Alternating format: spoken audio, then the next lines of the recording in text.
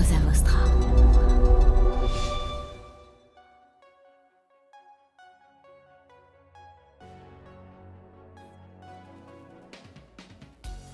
C'est aussi notre rôle de journaliste d'informer, et il faut éviter aussi de se dire oui mais c'est sur TikTok, c'est dégradant, en tout cas ça va nous rendre pas crédibles ou peu crédibles parce qu'on fait des TikTok avec des Playmobil ou avec du riz ou avec peu importe, en faisant du découpage. Bah non, les nouvelles générations etc qui vont arriver, ils vont s'informer comme ça. Donc à un moment, qu'est-ce qu'on fait quand on a un grand média, quand on fait de la télé, de la radio? Mais il faut aussi investir ces lieux-là quoi. Parce qu'ils viendront pas. Parce qu'ils viendront pas.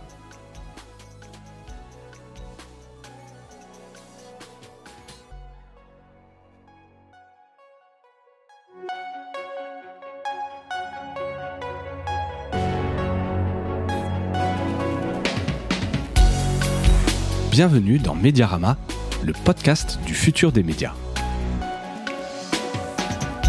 Je suis François Desfossés et chaque semaine, je rencontre des entrepreneurs, des têtes penseuses et des experts de la galaxie média. Ce podcast est proposé par Cosa Vostra, agence de conseil tech et créative. Retrouvez-nous sur cosavostra.com.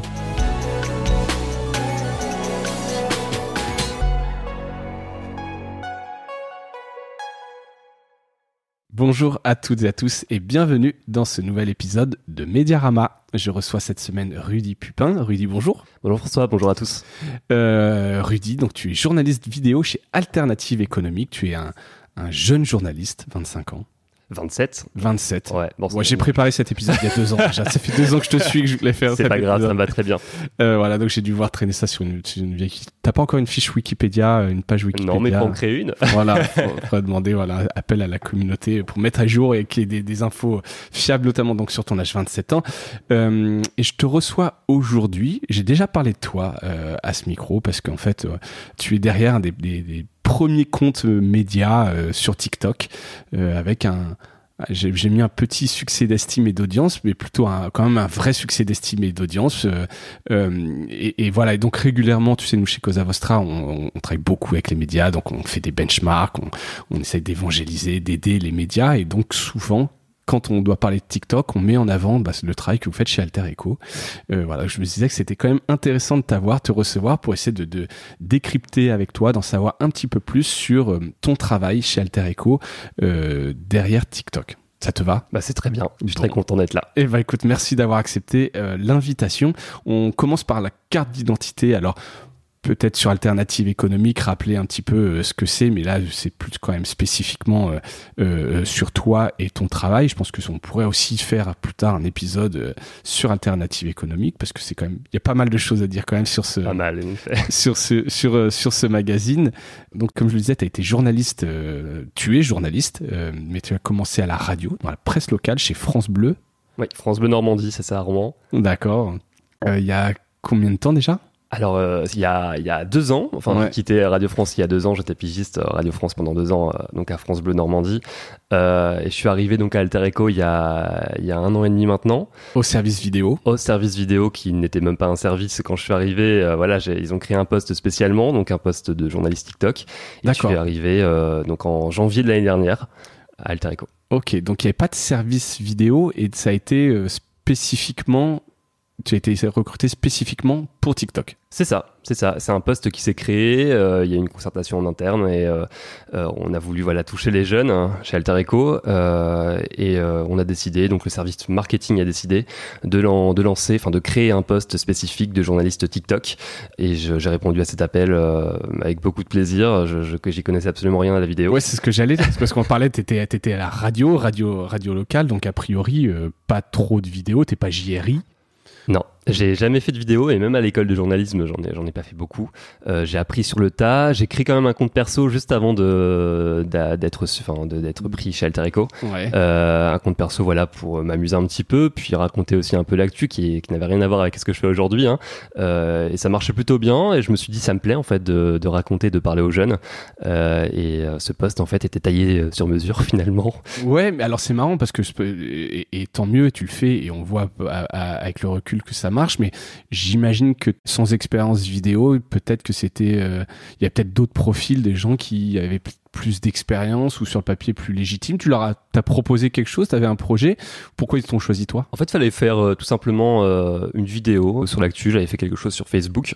Ouais. Et ensuite, ils choisissaient, ils regardaient, l'équipe marketing a essayé de voir le sujet qui ressemble en fait à ce qu'ils voulaient, et ils sont tombés sur ma vidéo forcément et sur d'autres vidéos qui étaient aussi très sympas visiblement, et ils se sont dit pourquoi pas moi, je suis passé devant eux, et on a discuté, et c'était ce qu'ils recherchaient. Donc comme je l'ai dit tout à l'heure, c'est vraiment cette volonté de parler aux jeunes, et ils l'ont retrouvé un peu dans cette vidéo et dans le désir que j'avais justement de parler à cette jeunesse qu'on oublie parfois dans les médias en fait, et à qui on essaie de parler, mais on n'y arrive pas souvent. Ouais. Et pour moi, c'était un beau défi. Et je le voyais comme ça. C'est un sacré challenge, effectivement. On en parle régulièrement, mais la crise de confiance dans les médias, les jeunes qui lisent pas l'actualité ou qui sont confrontés, mais uniquement sur les réseaux sociaux. Donc, il faut y être. C'est un espèce d'impératif. Donc, c'était ça, j'avais pas saisi. C'était une volonté de la rédaction d'aller sur TikTok. Vous êtes déjà présent sur d'autres réseaux? Oui, il y a combien de personnes aux réseaux sociaux chez Alternative Économique? Alors, il y a une personne, en fait, une chargée des réseaux, Marie-Laure Gardaz, qui s'occupe en fait de tous les réseaux, de Facebook à LinkedIn. Et ensuite, sur le poste spécifique de journaliste, c'est un poste qui a été créé pour moi, TikTok, c'est moi qui m'occupe du réseau, qui gère les commentaires, qui choisit les sujets. C'est ça. Après, je suis en lien très très direct avec la rédaction. En fait, on a un groupe, un groupe de quelques journalistes où on parle, on aborde les sujets de la semaine, on discute, on débat, et c'est là d'où sort en fait tous ces sujets que je reproduis ensuite en vidéo. Il y a une relecture aussi par ces journalistes, et des journalistes spécialisés en fait qui parfois relient mes sujets, rajoutent des choses. Donc on travaille en fait en équipe. Je suis beaucoup devant, mais il y a une équipe derrière quand même qui relie. T'es pas un électron libre dans un coin qui fait un peu ce qu'il veut. Je suis quand même très rattaché à la rédaction, j'assiste à la conférence de rédaction, je puise mes sujets dans ce qui est fait dans le magazine, mais pas seulement. Donc il y a vraiment cet aspect de lien avec les autres journalistes en fait, pour pas rester non plus solo dans mon coin.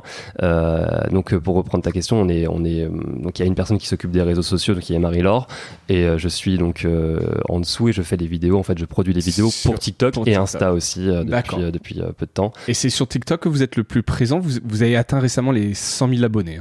Oui, on a atteint tout récemment, il y a un mois, les 100 000 abonnés. On est aussi beaucoup présent sur Instagram. Et après, en fait, chaque réseau a un peu sa fonction. Le partage d'articles, c'est surtout sur Facebook. Sur Insta, on met beaucoup en images, et on essaye de produire du contenu assez très visuel en fait, avec un lien sur l'article. Et puis mes vidéos TikTok qui sont publiées sur Instagram. Et sur TikTok, c'est vraiment de la vidéo pure et dure. Donc chaque compte en fait, chaque réseau a sa fonction. Exactement. Comme tu le dis. Et évidemment, même si la réponse elle est assez simple, mais il y a une grosse différence socio-démo entre l'audience TikTok et l'audience du magazine. Alors c'est l'âge. C'est l'âge, forcément. On a sur TikTok 80% de nos abonnés, donc des 104 000 aujourd'hui, ont entre 18 et 35 ans. Donc 80%, donc c'est énorme. Et oui, donc c'est sur l'âge vraiment que TikTok se démarque du magazine et puis du média numérique. C'est vraiment sur l'âge, et c'était notre objectif, donc on est très content. Ouais, c'est vraiment aller chercher, on en parlera, mais parce qu'effectivement, et c'était un peu la discussion avant qu'on démarre, mais Alternative Économique, moi j'ai découvert ça au lycée, on faisait le bac ES, c'était la Bible quelque part, t'étais un peu obligé de t'abonner, mais c'était un super moyen, et après, donc tu le connais, tu continues un peu de le lire, etc.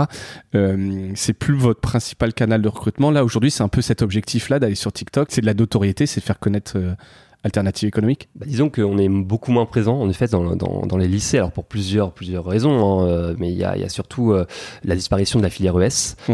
Aujourd'hui on touche moins les jeunes en fait, et c'était l'occasion avec TikTok de ne pas les laisser, d'être toujours là.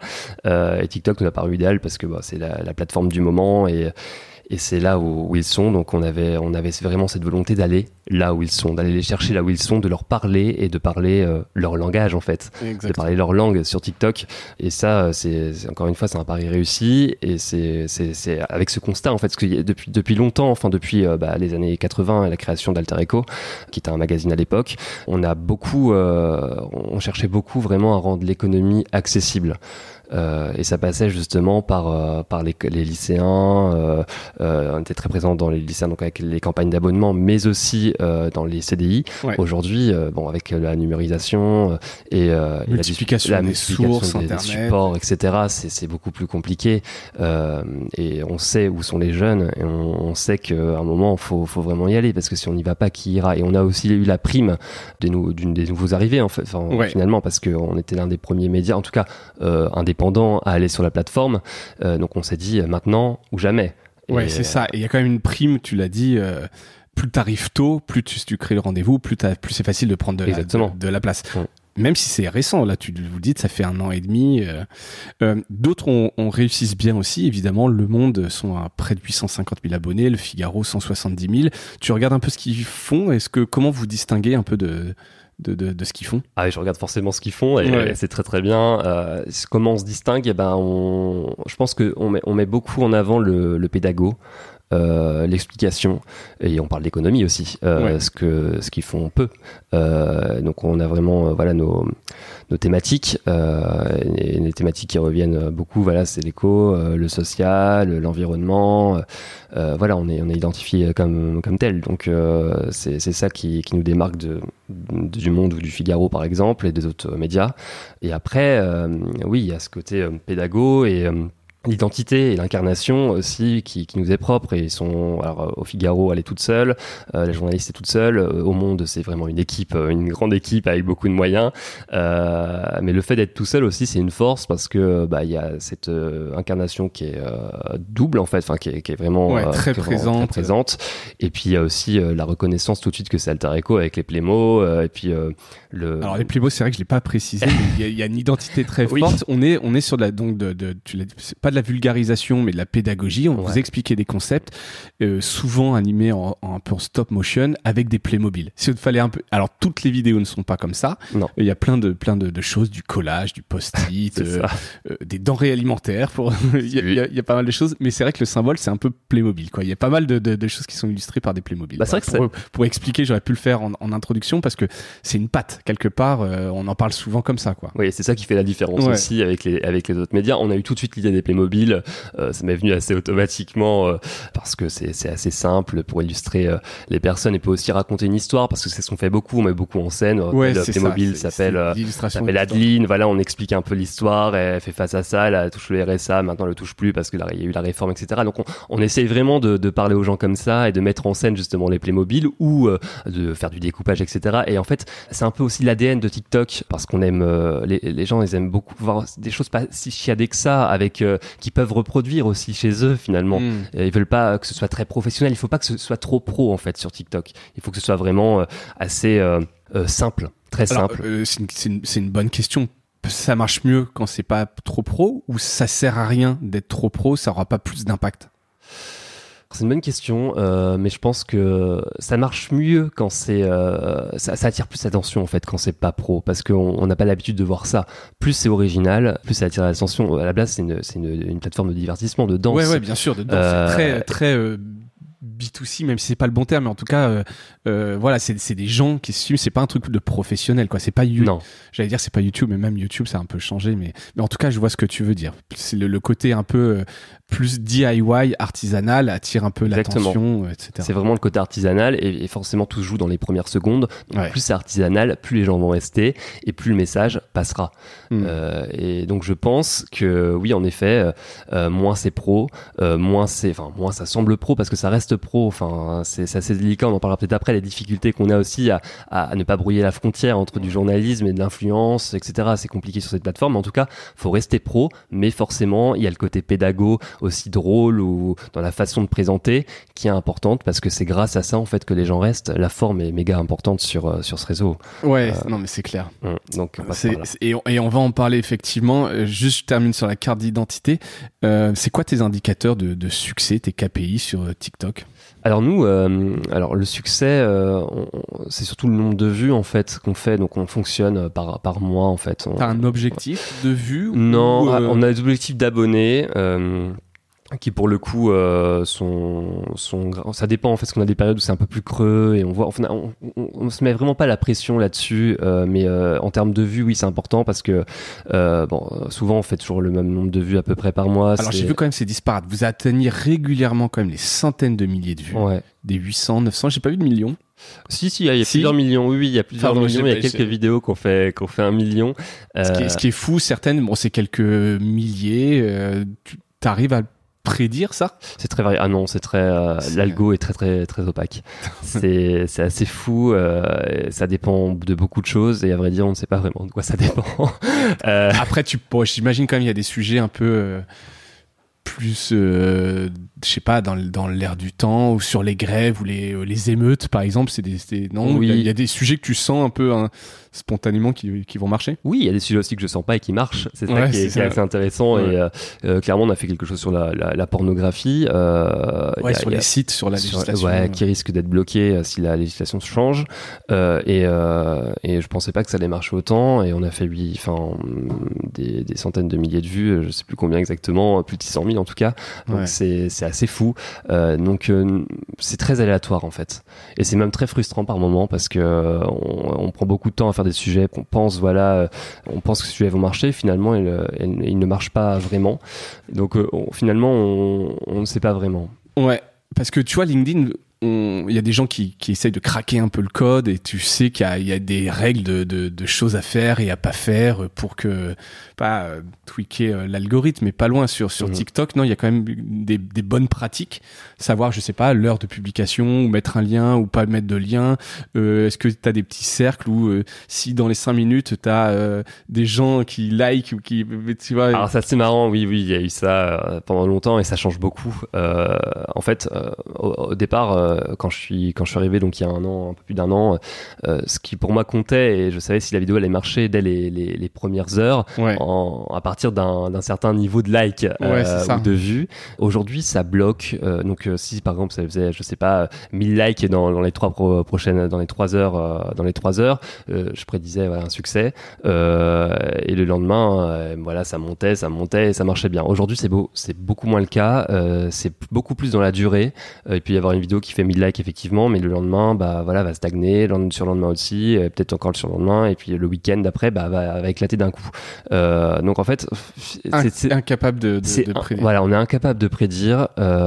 C'est très compliqué en fait, et ça dépend aussi de l'engagement. Enfin, ça dépend de plein de choses, mais on sait pas vraiment ce qui est vraiment mis en avant par l'algorithme. D'accord. Et ce qui va faire percer ou non une vidéo. C'est pour ça que c'est encore plus frustrant. Ouais, j'imagine. Parce que par moments on se fait de faux espoirs mais oui, c'est vraiment très aléatoire. Mais en tout cas, vous n'avez pas d'objectif chiffré ou vous suivez ça, il faut que ça progresse évidemment. Oui. Sur le nombre d'abonnés, a priori, il n'y a pas de raison qu'il baisse, mais alors oui, on a un objectif, mais après on prédit par exemple là on espère être à 115 000 en début d'année prochaine, mais il y a pas vraiment de on pense qu'on va les faire, et puis il y a des mois beaucoup plus creux, ça dépend de beaucoup de choses, de l'actu aussi, parce qu'on est très dépendant de l'actu. Là les retraites, on a fait vraiment de très beaux scores en début d'année. On a fait 6 millions de vues. Ça intéresse les jeunes, les retraites. Ouais, les retraites. Ouais, oui. Les retraites, ça intéresse les jeunes. Et c'est pour ça qu'on peut. On a des grosses surprises aussi comme ça. On a fait une dizaine de sujets sur les retraites. Et ces sujets-là, je pense que c'est ceux qui ont plus marché. Enfin, en tout cas pour l'instant, sur l'année. Donc, c'est assez dingue. L'autre question business, c'est savoir est-ce que ça vous rapporte quelque chose? Alors non. Ça nous rapporte si en notoriété, mais en termes de rémunération. Termes de rémunération, non. Zéro. Non, zéro. Alors bon, c'est assez technique. Des fois, on espère aussi. Il y a aussi des. Il n'y a pas de programme aujourd'hui de monétisation sur TikTok pour des médias. Pour les médias, non, c'est ça. Pour les influenceurs, si, mais pour les entreprises, non. Et c'est tout le problème. Alors déjà, on serait pas concerné parce que nos vidéos font moins d'une minute. Il faut vraiment gagner de l'argent. Il faut que ça fasse plus d'une minute. Et ensuite, c'est 1 euro les 1000 vues, quelque chose comme ça. Et nous, on n'est pas concernés. 1 euro les 1000 vues. Ouais. Voilà. Bah, c'était moins avantageux avant, ça l'est beaucoup plus, ouais. En tout cas pour les influenceurs. Pour les médias, en tout cas, non, rien pour l'instant. Après, on pourrait jouer sur les droits voisins ou des choses qui sont par exemple en discussion avec Google sur l'actualité et le référencement. C'est en discussion. Enfin, je veux dire, je pense qu'il y a des discussions là-dessus, mais pour l'instant, rien de concret. Donc non, on ne touche rien avec TikTok. Mais par contre, c'était pas notre volonté de départ. Oui, c'était vraiment un objectif de notoriété et non de rentabilité. Donc cet objectif-là a été tenu et la rentabilité pour l'instant, c'est pas vraiment notre. On n'en parle pas, quoi. C'est pas du tout. Non, c'est pas TikTok a été créé, le compte voilà, et c'est pas ce créé. pourquoi tu as été recruté. Exactement. Il n'y a pas une recherche d'un retour sur investissement, etc. C'est ça. Même si c'est dur de mesurer cette notoriété, en fait, il n'y a pas de sondage. Mais en tout cas, regarde, la preuve c'est que tu es là, c'est que quand même que. Oui, on s'en rend pas compte forcément. Non, mais. Mais oui, Vous touchez du monde, ça marche. Ça marche. C'est plusieurs, donc cumulé par mois, plusieurs millions de vues. C'est à peu près. Alors, par exemple, là, sur les premiers mois de l'année, c'est ceux qui ont le plus marché. On était à 3 millions de vues en janvier, 3 millions en février, donc 6 millions quand même sur les 2 premiers mois de l'année. Et on est à peu près en moyenne par mois à 1,5 million. Donc, c'est vraiment un bon score pour à peu près 8 vidéos par mois. Voire 10, ça dépend en fait des mois et des congés aussi parce qu'on essaie d'anticiper tout ça et on n'aime pas les trous en fait sur TikTok, donc il faut toujours prévoir en fonction des congés. C'est quoi la bonne fréquence de publication? Alors nous on publie à peu près 8 ou 10 vidéos par mois et on est sur 2 ou 3 vidéos par semaine. Plutôt 3 en période d'actu intense, sinon 2 en période de vacances comme cet été. Des choses un peu froides là, t'anticipes pour les congés? Oui, des choses un peu froides, mais toujours en lien avec l'actu. Par exemple, là, typiquement, à la fin du mois, faire quelque chose sur, ça va être le fameux grand chassé-croisé de l'été. Donc, on a prévu quelque chose sur les autoroutes, sur le financement des autoroutes. Des bons sujets. Et ça. Le prix des péages qui ne fait qu'augmenter. Et ce rythme-là, vous l'avez parce que c'est le bon rythme par rapport à votre communauté ou c'est par rapport à vos moyens? Et si vous étiez 2 au lieu d'être 1, t'en ferais 2 fois plus et t'aurais 2 fois plus de succès? C'est sûr que c'est intense et je suis tout seul, donc c'est un rythme qui est assez soutenu. Forcément, si on serait plusieurs, après c'est de la fiction, mais je pense que oui, on ferait plus de vidéos et c'est même sûr, mais là, c'est vrai qu'il faut toujours un temps de vérification, de réflexion sur la mise en scène, de découpage. Ouais, bien sûr, il le faut. Et donc, oui, ça prend du temps de faire 3 vidéos par semaine. Il faut toujours anticiper, comme je te dis, les congés, les jours de repos, etc., qu'il faut poser. C'est un long travail de création, d'anticipation. Et donc, je reprends la question. Si vous étiez plus, tu publierais plus et tu aurais plus de succès, ou est-ce que 2-3 par semaine c'est le bon? Je pense que rythme? c'est le bon rythme. C'est le bon rythme parce que tu peux pas flouder non plus de vidéos. Non, puis après on se grillerait parce que si je suis tout seul, je peux pas en faire plus, sinon les vidéos seront de moins bonne qualité avec peut-être un texte moins réfléchi. Donc non. Non, on pourrait en faire plus si on était plus, forcément, mais le bon rythme, je pense que 3 vidéos par semaine, c'est un bon rythme de croisière. Ouais. Et la plupart des médias, c'est ce qu'ils font. Donc, a priori, vous êtes bien là-dessus. Ouais, on est bien. Et sur les formats qui marchent pas, ce ton-là, que vous l'avez trouvé tout de suite, comment, est-ce qu'il y a une petite courbe un peu d'apprentissage? Tu vois, si je me mets à la place d'un média qui veut se lancer, est-ce que tu te lances puis t'itères? Comment c'était quoi un peu l'histoire des formats? Alors il y a eu un petit temps d'apprentissage quand même sur plein de la voix par exemple, le ton à avoir. Au départ j'avais un ton beaucoup plus parler et j'ai repris mon ton journalistique très rapidement et finalement ça marche quand même, donc je me suis dit je vais le garder. Et ça, comment tu sais que ça marche ou que ça marche pas? C'est des retours qu'on te fait? Non, mais je dirais marche avec ce ton-là. Enfin, Ouais. je me dis voilà, marcherait pas, ça ferait toujours journaliste, les gens voilà se Ouais. mettent prêts, non c'est un journaliste, Ça bon, c'est m'intéresse pas le pas. cas, donc je me dis bon ça c'est pas que C'est ça que ça marche, marche. en tout cas ça me fait Ça pas, fait pas fuir les gens. ça fait pas fuir les gens et c'est le principal. Donc ce ton-là j'ai repris et j'ai gardé finalement. Je me dis aussi que ça donne un côté sérieux à la vidéo et on voit que c'est professionnel, enfin qui sans le voir parce qu'on n'a pas trop envie que ça se voit, mais en tout cas on voit que c'est du sérieux, que c'est un média, que je suis journaliste et que je suis pas influenceur en ayant ce ton.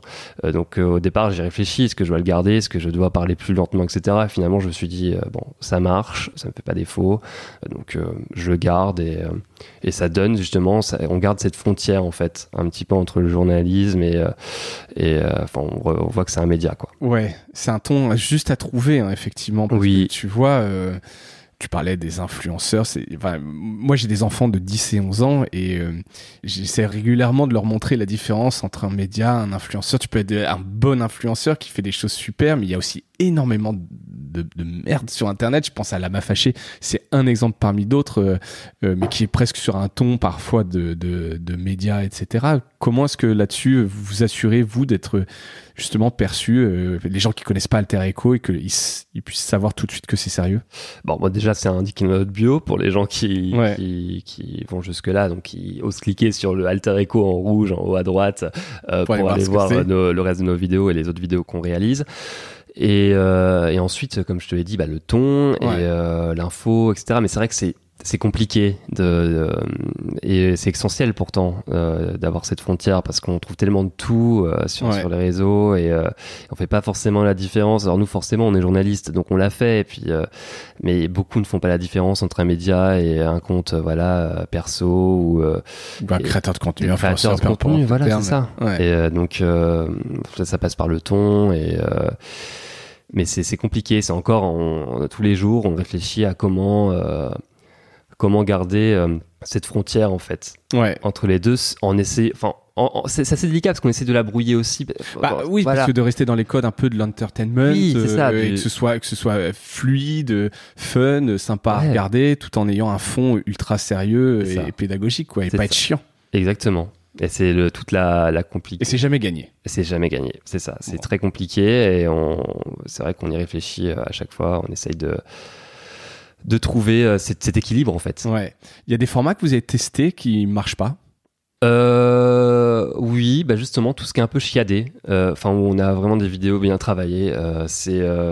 J'avais essayé au tout début, j'avais pris beaucoup de temps parce que justement j'avais pas beaucoup de connaissances dans la vidéo. Ouais, donc gros montage. En montage, j'avais fait sur fond vert. Enfin, j'avais fait un truc et ça a pas bien fonctionné. Ça a fait moins de 1000 likes. Donc, on a quand même des indicateurs. Donc moins de 1000 likes, c'est chaud. Donc on s'est dit, moi je me suis dit non, c'est pas forcément le bon format. Ça nous arrive parfois de faire des vidéos qui marchent bien, pourtant sans plémo, sans découpage, sans rien, mais il faut que les sujets s'y prêtent. On a fait ça sur les violences policières par exemple, on avait mélangé les deux et ça avait plutôt bien marché. Mais c'est vrai que le format vidéo un peu trop bien monté, trop propre, enfin en tout cas chez nous, sur le compte d'Alter Echo, ça marche. C'est pas sans sas, quoi. Les scores sont pas sans sas. Bon, donc là, vous avez bien votre ADN. Quelque chose aussi qui est un des codes de TikTok, c'est l'incarnation. Oui. C'est très incarné. Hein. On voit. Alors, il y a les Playmobil et toi, grosso modo. Mais ils veulent la vedette. Voilà. Mais ils te volent un peu la vedette, mais on te voit quand même pas mal. Je sais pas, 1 sur 3 ou peu importe. C'est pas ça. Mais si demain tu pars, est-ce que quelqu'un prend le relais? Est-ce que vous avez discuté de ça avec la rédaction? C'est un des grands sujets quand même. Tu sais, dans les médias aujourd'hui, c'est l'incarnation. Nous, on dit à tout le monde, voilà, il faut que les journalistes incarnent des face cam. Ça montre aussi une espèce d'engagement, etc. C'est un des codes de succès. Est-ce que c'est une discussion que vous avez en interne? Alors, pas encore parler de ça. On parle pas. D'ailleurs, c'est pas d'actualité, donc je sais pas comment. Enfin, j'imagine ce sera une passation de flambeau, mais ce sera des vidéos différentes. C'est pas une discussion pour le moment. Non, c'est pas du tout en discussion. On n'a jamais parlé d'ailleurs. Et il y a pas de journalistes qui ont envie de passer sur ces vidéos? Il pourrait pas y avoir des sujets d'autres formats ou avec d'autres personnes qui incarneraient ça ou Alors, on avait... c'est pas encore prêté. Non, je pense pas. En tout cas, ils regardent ça attentivement, mais ça crée pas forcément de vocation pour le moment.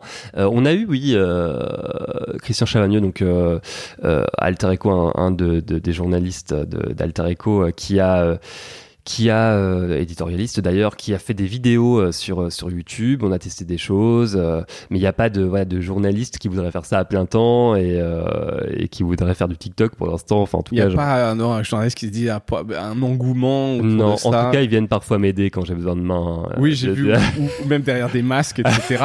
Il y a des bons comédiens chez Alter Echo. Mais ça s'arrête là. Ça s'arrête là pour le moment. Et d'ailleurs, tu parles de YouTube. Vous avez testé d'autres choses, des lives sur Twitch? Est-ce qu'il y a est-ce qu'il y a d'autres choses à faire un peu si on se projette? Pour l'instant, non. On en parle. Enfin, c'est vrai que ça peut être des possibilités. Pour l'instant, non. D'ailleurs, si on doit faire des lives, on ferait déjà sur TikTok, parce qu'on pourrait faire des lives sur TikTok. Ouais. On n'en fait pas pour l'instant. On l'a évoqué à un moment, mais on n'a pas encore eu l'occasion d'en faire. On aurait pu en faire pour la réforme des retraites. D'ailleurs, j'y pense maintenant. Mais enfin, on aurait pu faire plein de choses. On pourrait faire plein de choses. Pareil, il y a un manque aussi de temps. Il faut produire 3 vidéos, etc. Donc ça demande du temps, d'investissement. Mais je pense que oui, à un moment, on fera des lives. À un moment, on fera peut-être aussi un peu plus de vidéos à l'extérieur. Il y a on a plein d'idées, plein de projets pour la plateforme. Bon, donc ça c'est cool. Il y a des projets, ça va évoluer. C'est pas terminé. Tu parlais tout à l'heure des likes. Si on parle un peu de la communauté, je sais pas d'ailleurs s'il y a réellement une communauté Alter Echo sur TikTok. C'est quoi la relation que tu as avec eux? Comment est-ce que tu peux engager une discussion? Alors la relation, on voit beaucoup les mêmes personnes commenter. Souvent, parfois on commente pas. Après, c'est une relation qui est il n'y a pas que des abonnés en fait qui commentent et qui likent. C'est ça aussi la particularité de TikTok, c'est les vidéos sont pas vues que par des abonnés. Non, c'est l'algo. C'est l'algo. Parfois les abonnés voient moins la vidéo que ceux qui ne sont pas abonnés. C'est ça qui est assez particulier. Encore une fois, c'est les mystères de l'algo. Mais c'est une plateforme où on peut voir dans nos pour toi des gens qui sont même pas on n'est même pas abonnés à eux et on les voit sur nos pour toi sur TikTok. Mais on a une relation, on répond aux commentaires, on fait des vidéos aussi parfois en réponse, ça nous est arrivé quelques fois sur la chasse par exemple, sur les chasseurs. C'est-à-dire quelqu'un vous a suggéré nous a posé une question, c'est ça, ou nous avait dit que les chasseurs heureusement que les chasseurs sont là pour l'environnement, on a répondu, on a essayé on a apporté une réponse à ces commentaires et ensuite on a d'autres commentaires, donc on crée de l'interaction comme ça. Ça nous arrive pas tout le temps parce qu'encore une fois c'est du travail, etc. D'ailleurs même de réponse et de modération, parce que par moment c'est-à-dire que vous le faites pas systématiquement, modération et réponse aux commentaires? Modération, oui, on le fait, mais par moment c'est très très compliqué quand même, parce qu'il y a parfois des milliers de commentaires sur des sujets qui sont très touchy, comme l'immigration par exemple. Il y en a eu beaucoup de commentaires, voilà. Donc vous laissez dans ces cas-là? On supprime ceux qu'on voit, mais on les voit pas tous, donc parce qu'il y en a trop? Parce qu'il y en a beaucoup. Mais oui, il y a un travail de modération, voilà. Donc c'est le rapport qu'on a aussi avec nos abonnés, et on traite aussi des sujets très politiques. Donc beaucoup d'insultes ou de commentaires, c'est les réseaux et sur TikTok. Très polarisant. Et sur TikTok, c'est très ils sont très très présents. Sur d'autres plateformes aussi, mais particulièrement. Ils sont très présents. Ce genre de commentaires. Ces commentaires-là sont assez nombreux. Donc on les supprime, mais c'est vrai que dès qu'on parle de politique ou de sujets clivants, on a beaucoup ce genre de commentaires, mais ça c'est pour nous comme pour d'autres médias. Oui, bien sûr. Mais ça doit être un peu frustrant d'avoir tous ces commentaires, de pas forcément pouvoir répondre à tout le monde, ou tout n'appelle peut-être pas non plus une réponse. On répond par moment, quand c'est des commentaires sur vos sources, on nous demande des précisions, là on répond forcément. Quand c'est des commentaires qui ne sont pas constructifs, on répond pas. Oui, voilà, tout simplement. Voilà. Voire vous supprimer si ça déborde, oui, si vraiment il y a vraiment des commentaires qui sont haineux, exactement, qui respectent pas la loi. Comment si on se projette un peu là, tu parlais de 3 projets, mais c'est quoi l'avenir de la rubrique? Est-ce que le concept peut tenir des années, faire de la pédagogie avec du Playmobil? Comment est-ce que tu penses que ça va se renouveler? Je pense que ça durera, oui, en effet. Ça durera parce qu'il y a cette demande et parce que il y aura toujours des gens qui vont nous découvrir. Ouais. On a une source quand même il y a énormément d'utilisateurs sur TikTok, plusieurs millions en France, et forcément les gens vont nous découvrir au fur et à mesure. On a encore beaucoup de personnes qui ne connaissent pas notre compte, et après forcément il va falloir se renouveler. C'est pour ça que je te parlais de quelques projets, de sujets à l'extérieur, ou aller à la rencontre des gens, ce que j'aimerais bien faire. Et, c'est vraiment des projets qui sont pour l'instant au point mort. Enfin, on n'en parle pas encore beaucoup, mais à la rentrée on en parlera, je pense. Donc il y a plein de projets, le champ des possibles est assez grand. Ouais. Et ce succès que tu as d'audience dont on parle, peut-être là en interne, vous vous dites tiens, il faut qu'on continue d'investir là-dessus. Tu penses que tu peux avoir l'équipe avoir plus de moyens d'investir là-dessus, d'investir sur TikTok, d'autres formats, de moyens humains. Ouais, plus de moyens humains ou financiers quelque part. Ça pour l'instant, je va dire, j'en sais rien. En tout cas, on continue sur notre lancée. On a trouvé le bon filon entre guillemets. On intéresse les jeunes donc voilà, encore une fois, c'est ce qu'on voulait et on va continuer comme ça. C'est juste on va se renouveler forcément. On va trouver des moyens de se renouveler parce qu'on n'aime pas sur TikTok. Il y a aussi cette volonté il y a un public qu'on touche pas, mais aussi le public qu'on touche, et il faut pas qu'il se lasse non plus. C'est à un peu ça de claquer le plémo sur la table. Je pense qu'à un moment il y a aussi ça va peut-être lasser, donc on va essayer de trouver de nouvelles manières de faire, et ça avec des Lego peut-être. Oui, avec gros changement de. Oui, ou en alternant un peu avec les Lego, en alternant les vidéos très pédago. Ouais. Avec d'autres vidéos plus en mode JT, actu, les 5 actus, je sais pas, à retenir les 5 actus éco à retenir des semaines. Des listes. Tu as des comptes que tu vois qui t'inspirent, France ou international? Oui, de toute façon, dès que ça m'inspire en termes même de sujets, par moment, quand on voit un influenceur parler par exemple de quelque chose, on a envie de répondre, on a envie de faire un sujet là-dessus. Quand on voit oui, ça nous inspire forcément. En termes de mise en scène, disons, c'est un peu tout qui m'inspire et pas forcément ce que je vois. Sur les réseaux, c'est ce que je vois aussi dans la rue ou ce que je vois chez moi. Je dis ça pourrait faire une bougie, ça pourrait faire, je sais pas, je pourrais mettre derrière une petite maison en papier et faire l'électricité et l'éteindre. T'as plein d'idées comme ça. J'ai plein d'idées comme ça qui me viennent en fait, pas des réseaux, mais de la vie quotidienne en fait, en allant, je sais pas, chez le commerçant, chez l'épicier. Il y a plein de choses qui me viennent comme ça, plus que sur les réseaux, mine de rien. Et c'est forcément les choses de la vie quotidienne qui justement, c'est l'aspect qui vont bien marcher, exactement. Qui vont bien marcher, les petites bidouilles, les petits machins. C'est comme ça que je procède. Et après, oui, sur les idées de sujets, sur ce que je vois passer, sur les idées de sujets, typiquement, c'est en écoutant la radio, en regardant la télé, que ça me vient. Et après, sur la mise en scène, c'est vraiment, j'ai pas vraiment de référence. Je fais le découpage, il y a pas que moi qui en fait. Il y a d'autres comptes, Le Monde en fait, et d'autres pour expliquer. Forcément, c'est les moyens les plus simples de faire. Rien n'a été inventé. J'ai rien inventé. c'est juste que ça permet d'expliquer simplement. Mais sur les idées de sujet, c'est un peu tout, et la mise en scène, c'est vraiment des choses du quotidien qui m'inspirent. Mais ça, c'est bien. Quelque part, tu ne copies pas non, des choses. Non, vraiment. Et puis, copier, on a envie de se démarquer, justement. Donc, ça ne servira à rien de copier quelqu'un. On ne veut pas faire quelque chose en plus en faisant moins bien, quoi. C'est un peu ça. Quel conseil tu donnerais à un média qui veut se lancer sur TikTok? Alors, il y en a plein qui s'y sont lancés, etc. Vous avez trouvé quelque part une espèce de petit... alors, tu disais filon, mais peut-être pas en tout cas filon, mais le bon format par rapport à votre budget, etc., au sujet. Quel conseil tu pourrais donner à un média? De se lancer déjà, parce que c'est pas facile forcément. Encore une fois, quand on dit que ça rapporte pas d'argent et que c'est pas simple de se dire on va dégager un budget pour TikTok, un temps plein, franchement, avec zéro monétisation. Exactement. C'est pas forcément, ça fait réfléchir. Donc se lancer, parce que aujourd'hui il y a un vrai enjeu, et quand on est journaliste et quand on aime ce métier, je pense que on est obligé d'aller là où les jeunes se retrouvent, où on sait qu'il y a un désamour aussi et des fake news qui circulent en masse. Si on n'y va pas, qui ira? La place est libre, donc allons-y. Il y a encore de la place justement pour... Oui. Alors forcément, c'est plus simple de se lancer avant, enfin le plus tôt possible, mais il est jamais trop tard. Donc faut se lancer et de toute manière, si ça marche pas, ça marche pas. Mais au moins, on essaie. Et c'est aussi notre rôle de journaliste d'informer. Et il faut éviter aussi de se dire oui, mais parce qu'il y a aussi ça aussi dans les grands médias, de se dire oui, mais c'est sur TikTok, c'est entre guillemets dégradant. En tout cas, ça va nous rendre pas crédibles ou peu crédibles parce qu'on fait des TikTok avec des Playmobil ou avec du riz ou avec peu importe, en faisant du découpage. Bah non, enfin au contraire. Déjà, c'est une visibilité.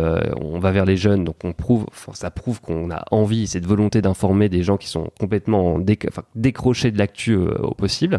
Donc on a vraiment besoin d'aller dans ces, besoin pour nous, pour notre profession, pour se renouveler, parce que ces jeunes-là, ils vont pas quand ils vont grandir, ils vont pas s'abonner à Alter Echo s'ils ont pas été confrontés à Alter Echo, ils vont pas lire de médias. Bah c'est ça. Enfin, ils sont sur TikTok, ils s'informent sur TikTok du matin au soir. Il y a beaucoup de jeunes qui font que ça. Ils regardent pas le JT de 20h, ils regardent rien. Donc ils vont pas se lever le matin et dire je vais regarder la télé, je vais allumer BFM TV. Ils vont garder ces habitudes-là. Moi, j'ai été bercé par la télé, par exemple, je regarde encore la télé aujourd'hui. Donc, il faut pas se dire, oui, non, mais ces jeunes, ils vont changer d'habitude en grandissant. Non, c'est pas comme ça que ça marche. Donc, faut y aller et de plus en plus de gens, les nouvelles générations, etc., qui vont arriver, ils vont s'informer comme ça. Donc, à un moment, qu'est-ce qu'on fait quand on a un grand média, quand on fait de la télé, de la radio? Il faut se dire aussi, mais il faut aussi investir ces lieux-là, quoi. Ouais. Parce qu'ils viendront pas. Parce qu'ils viendront pas. Donc, les monétisations ou pas, en fait, t'es obligé de le faire pour de la notoriété. Et en attendant, le devoir d'informer. Oui, pour le devoir d'informer et pour ta survie demain, trouver des nouveaux publics, etc. C'est ça. Je t'ai pas posé la question, mais vous parlez à TikTok? Alors, on a parlé à TikTok au départ pour la certification. Après, on n'a pas de lien direct en fait avec TikTok. De toute façon, je pense qu'ils pourraient même pas nous renseigner si on leur pose des questions sur l'algorithme. Non, probablement etc. le bureau France, ça c'est sûr. Mais est-ce que demain, on peut espérer que quand tu étais un compte qui fait plusieurs millions de vues, il puisse y avoir, comme sur YouTube, un peu de monétisation, un partage de revenus, un peu de pub ce serait un plus. Tu crées du contenu, c'est quand même vous qui créez le contenu, qui alimentez tout ça. Quelque part, à un moment donné, les créateurs de contenu, il faut les rémunérer, quoi. C'est vrai que ce serait un plus. Ouais. Donc on fait, encore une fois, on fait ça pour la notoriété, mais ce serait forcément un plus.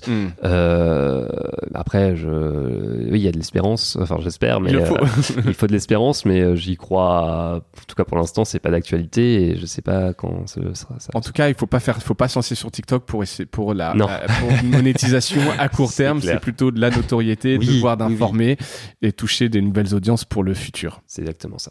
Bon, dernière question qui n'a plus rien à voir. On arrive à la fin de cet épisode. Est-ce que tu as un truc cool à nous partager? Un truc cool à te partager. TikTok peut-être. Tu dois passer beaucoup plus de temps sur TikTok que moi, qui n'est pas TikTok en l'occurrence. Un truc cool à te partager. Enfin, ce serait sur la vidéo qu'on va sortir. Enfin, c'est bête. C'est très auto-centré du coup. Pardon. T'inquiète. Mais on va faire une vidéo. On a fait une vidéo par exemple sur la France en 2100. Ouais. Et on l'a fait avec de la pâte feuilletée. Et donc elle va sortir là, avec de la pâte feuilletée. Ouais, de la pâte feuilletée. On a fait une France en pâte feuilletée. Enfin, j'ai fait une France en pâte feuilletée. Je mets au four. J'ai un peu cramé parce qu'en 2100, malheureusement, ça va être un peu le c'est ça Voilà. Et on explique un petit peu à quoi ressemblera la France, donc avec les submersions marines, avec les pics de chaleur de plus en plus nombreux, avec les inondations en hiver. Et c'est assez avec de la confiture. J'ai utilisé de la confiture pour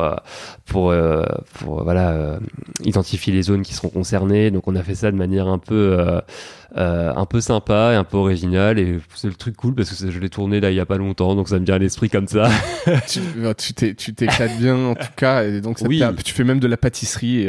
Ah ouais, alors je sais pas c'est pas mangeable hein, mais mais à la base c'était. Écoute, je mettrai un lien dans les notes de l'épisode vers cette vidéo spécifiquement, et puis si vous avez TikTok, n'hésitez pas à aller voir le compte d'Alter Echo. C'est toujours bien, c'est drôle. Enfin, tu peux passer du temps dessus parce que même moi qui ne suis plus un jeune, il y a plein de concepts qui sont bien illustrés, bien expliqués en une vingtaine. Ouais. Non, mais c'est pour ça que je n'ai pas TikTok. Je le disais un peu. Mais je connais le danger de ces algorithmes et de ces scrolls ils sont très très forts, infinis, et ils sont très très forts. Donc je pense que c'est un gouffre et je veux pas entrer dedans. Mais je salue le travail que tu fais, et je vois moi mes enfants qui donc n'ont pas l'âge, mais qui sur YouTube, il y a plein de TikTok qui sont repris sur les YouTube, les shorts, etc. Et sont toujours au courant malgré tout de ce qui se passe. Et s'il y a bien un compte sur TikTok, s'ils avaient TikTok, je leur partagerais, c'est le vôtre, parce que je me dis, ça est bien expliqué. Tu vois, des fois, tu galères à expliquer le concept et tu dis là, en 20 secondes, le truc est bien expliqué, illustré, et que donc, il y a quand même des choses sympas sur TikTok. C'est très gentil. Je t'en prie. Et donc, vous, médias, je vous invite à trouver votre Rudy Pupin qui pourrait Faut se lancer. C'est le plus dur, mais... Voilà, et trouver votre ADN. En tout cas, Rudy, merci pour ta venue. Merci à toi. Pour ces explications et pour ce travail. Longue vie à votre compte TikTok. Merci. Et puis, on suivra un peu l'évolution de tout ça. S'il y a des nouveautés, t'hésites pas à faire un coucou pour venir en reparler. Il n'y a aucun souci. Merci beaucoup. Merci Rudy, et merci à vous d'avoir écouté cet épisode, et je vous dis à bientôt. Salut.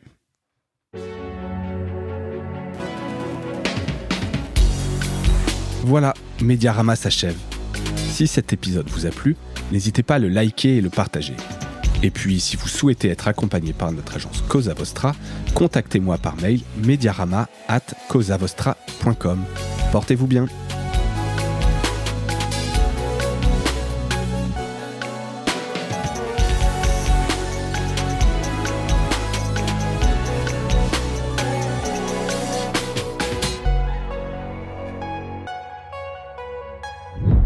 Cosa Vostra.